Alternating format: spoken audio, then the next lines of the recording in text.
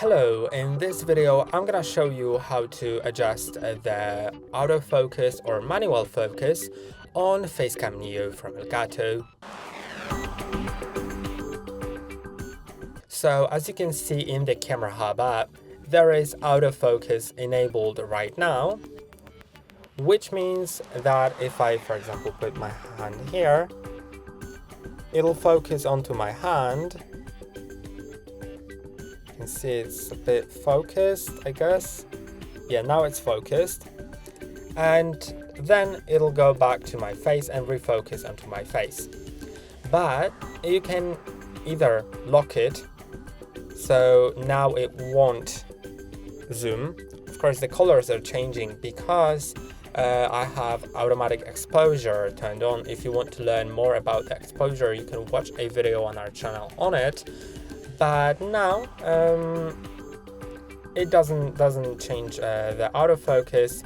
Now once I unlock it, it does change it again.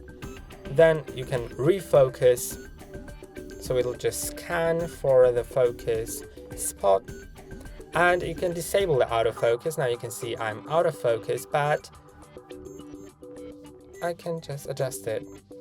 And the manual focus is great for some scenarios when you simply don't need to use your when you're not moving, when you just stand still in front of the camera, you don't go closer or further, so you just don't need to care about your focus, you know.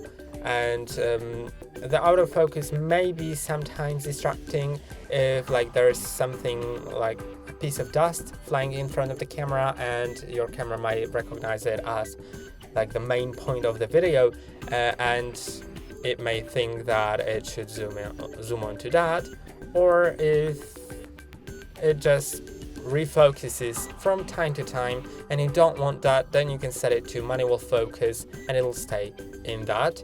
And by the way, there are also presets like near, mid, far, but I think it's much better to simply adjust it manually.